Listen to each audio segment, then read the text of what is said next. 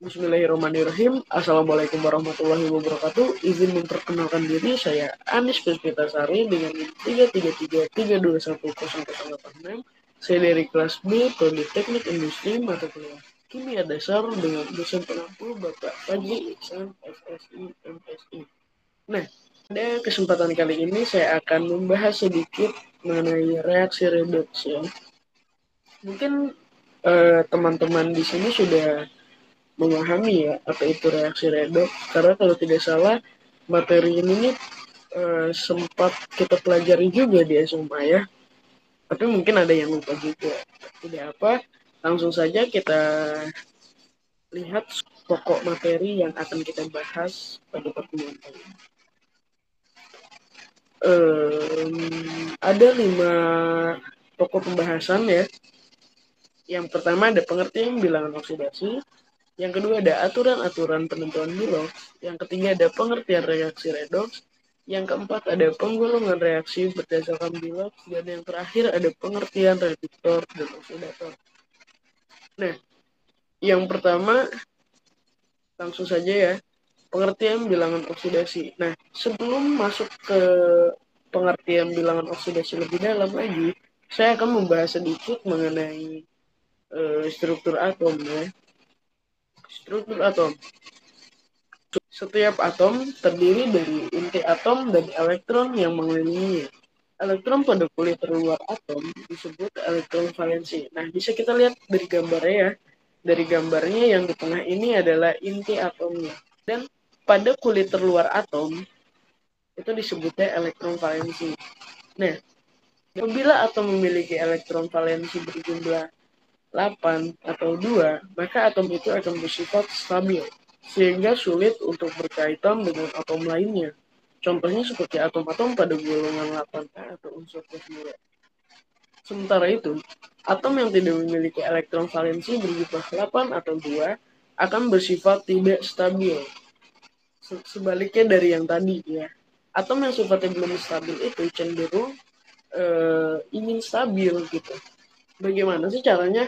Caranya tuh mereka akan melakukan transfer elektron, yaitu melepaskan atau menerima sejumlah elektron.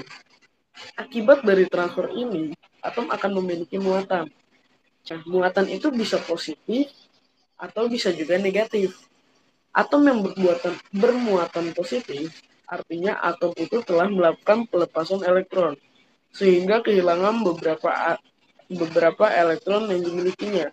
Sementara itu, atom yang bermuatan negatif berarti atom itu telah menerima beberapa elektron dari atom lainnya. Yang digarisbawahi ini adalah muatan atom itu berbeda-beda jumlahnya, tergantung dari seberapa banyak elektron yang dilepas atau diterima atom. Nah, mungkin teman-teman sudah mulai ingat nih, apa itu pengertian biloks ya. Langsung saja, selanjutnya, apa sih biloks itu? Nah, kita sudah ke intinya nih. Biloks atau bilangan oksidasi itu adalah suatu angka yang menunjukkan jumlah elektron suatu atom yang dilepas atau diterima atom dalam senyawa. Mungkin untuk mempersingkat waktu, kita akan lanjutkan saja ya ke pembahasan yang kedua, adalah aturan-aturan menentukan bilangan oksidasi atau biloks. Nah, okay. Terdapat 8 aturan dalam menentukan bilangan oksidasi suatu atom. Antara lain adalah sebagai berikut. Nah, kita bahas dari yang poin pertama. Bilangan oksidasi unsur bebas adalah 0. Apa sih unsur bebas itu? Unsur bebas adalah unsur yang tidak bergabung atau berikatan secara kimia dengan unsur lainnya. Unsur bebas itu terbagi menjadi 2, yaitu unsur bebas berbentuk atom seperti C, Ca, Cu, Na, Fe, Al, dan Ne. Kemudian unsur bebas berbentuk molekul seperti H2, O2, Cl2, P4, dan S8. Kesemua unsur-unsur tersebut tuh akan memiliki bilangan oksidasi 0. Itu poin pertama. Poin keduanya adalah bilangan oksidasi ion monoatom atau satu atom dan polioatom atau lebih dari satu atom sesuai dengan jenis muatan ionnya. Nah, kita lihat contohnya. Contoh yang pertama adalah bilangan oksidasi ion monoatom Na+, Mg2+, dan Al3+, berturut-turut adalah +1, +2, dan +3. Dan kita lihat contoh yang kedua adalah bilangan oksidasi ion poliatom NH4+, SO4 2-, dan PO4 3-, berturut-turut adalah +1, -2, dan -3. Nah, poin selanjutnya adalah poin ketiga, adalah bilangan oksidasi unsur pada golongan logam 1A, 2A, dan 3A sesuai dengan golongannya. Bilangan oksidasi 1A adalah H, Li, Na, K, Rb, Cs, Fr sama dengan +1. Contohnya, bilangan oksidasi Na dalam senyawa NaCl adalah +1. Nah, dalam nih katanya bilangan oksidasi Na ya, Na dalam senyawa NaCl adalah +1. Kenapa? Karena Na di sini itu masuk ke golongan logam 1A. Jadi golongan 1A itu sama dengan kan +1. Jadi Na-nya di sini tuh adalah +1. Nah, golongan logam 2A adalah ada Be, Mg, Ca, Sr, Ba, Ra sama dengan +2. Nah, pokoknya yang ada di sini lah ya. Contohnya bilangan oksidasi Mg dalam senyawa MgSO2 adalah +2. Nah, sama dengan sebelum-sebelumnya, logam 3A yang ada B, Al, Ga, In, Tl sama dengan +3. Contohnya bilangan oksidasi Al dalam senyawa Al2O3 adalah +3. Poin selanjutnya adalah poin keempat, bilangan oksidasi unsur golongan transisi atau golongan B lebih dari 1. Nah, kita lihat contohnya. Contohnya bilangan oksidasi Cu sama dengan +1 dan +2. Contoh kedua adalah bilangan oksidasi Au sama dengan +1 dan +3. Contoh yang terakhir adalah bilangan oksidasi Sn sama dengan +3 dan +4. Poin kelima ada jumlah bilangan oksidasi unsur-unsur yang membentuk ion sama dengan jumlah muatannya. Nah, contoh di sini adalah NH4+ sama dengan +1. Nah, maksudnya gimana? H itu nilainya +1 ya. H-nya di sini memiliki indeks 4. Jadi bilox H dikalikan dengan indeks H sama dengan +4 ya. Karena jumlah muatan NH4+ sama dengan +1, maka bilox N haruslah min 3 agar ketika bilox N dan H dijumlahkan hasilnya sesuai dengan jumlah muatannya, yaitu +1. Bisa dipahami? Kita lanjut saja. Poin berikutnya, poin ke-6 adalah jumlah bilangan oksidasi unsur-unsur yang membentuk senyawa sama dengan 0. Nah, contohnya adalah H2O sama dengan 0. Penyelesaiannya, bilox H sama dengan +1. Kan atom H di sini, atom H di contohnya ini memiliki indeks 2. Sehingga bilox H dikalikan dengan indeks H sama dengan +2 ya.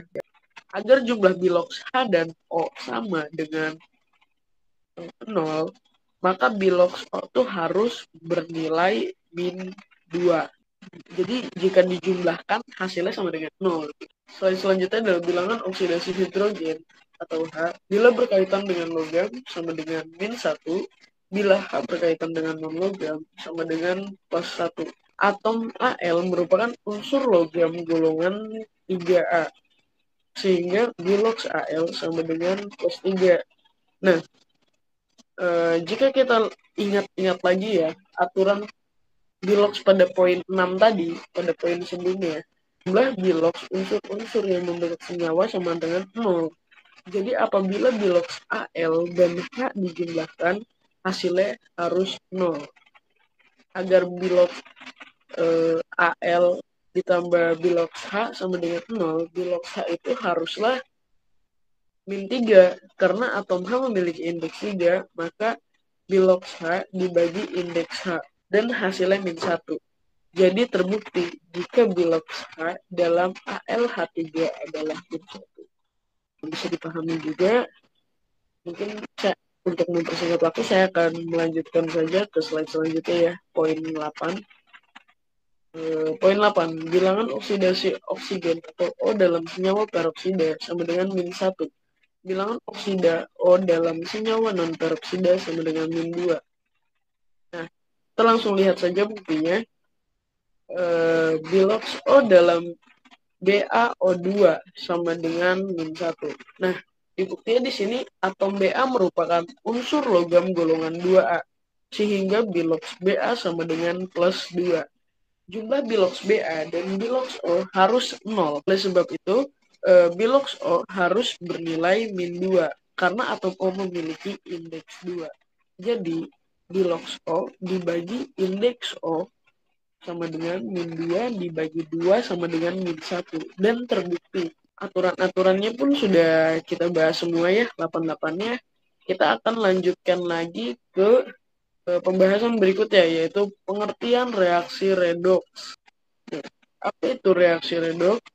Reaksi redoks adalah singkatan dari reaksi reduksi dan oksidasi yang berlangsung pada proses elektrokimia. Berikut pengertian dari kedua istilah tersebut ya. Reduksi. Reduksi adalah reaksi yang mengalami penurunan bilangan oksidasi dan kenaikan elektron. Dapat dikatakan bahwa reduksi adalah reaksi di mana suatu zat kehilangan oksigen atau reaksi pelepasan oksigen. Dan selanjutnya ada reaksi oksidasi ya. Oksidasi itu adalah reaksi yang mengalami peningkatan bilangan oksidasi dan penurunan elektron. Dapat dikatakan bahwa oksidasi adalah reaksi di mana suatu zat mengikat oksigen atau reaksi pengikatan oksigen. Perbedaannya itu, kalau reduksi tadi penurunan bilangan oksida. Kalau oksidasi adalah kenaikan bilangan oksida. Nah, selanjutnya kita akan membahas penggolongan reaksi berdasarkan Bilox ya. Penggolongan reaksi berdasarkan Bilox itu ada 4. Yang pertama ada reaksi bukan redoks. Pada reaksi ini, bilangan oksidasi setiap unsur dalam reaksi tidak berubah atau bisa dikatakan tetap. Nah, yang kedua ada reaksi redoks. Pada reaksi ini, terjadi pengikatan dan penurunan bilangan oksidasi pada unsur yang terlibat reaksi. Nah, selanjutnya ada reaksi autoredoks atau yang biasa sering disebut dengan reaksi disproporsionasi. Pada reaksi ini, yang bertindak sebagai oksidator maupun reduktornya merupakan zat yang sama. Nah, yang terakhir ada reaksi kontroporsionasi. Pada reaksi ini, yang bertindak sebagai hasil oksidasi maupun hasil reduksinya merupakan zat yang sama. Nah, sudah bisa dipahami. Dan selanjutnya yang terakhir adalah pengertian reduktor dan oksidator. Yang terakhir ada pengertian reduktor dan oksidator. Reduktor adalah zat yang melakukan reduksi atau menambahkan elektron ke atom lainnya. Dan oksidator adalah zat yang menyebabkan oksidasi pada zat lain, mengalami reduksi pada diri sendiri dan berkurang bilangan oksidasinya. Mungkin hanya itu yang dapat saya sampaikan. Jika ada pertanyaan mungkin bisa tulis di kolom komentar ya. Kurang lebihnya mohon maaf. Wassalamualaikum warahmatullahi wabarakatuh.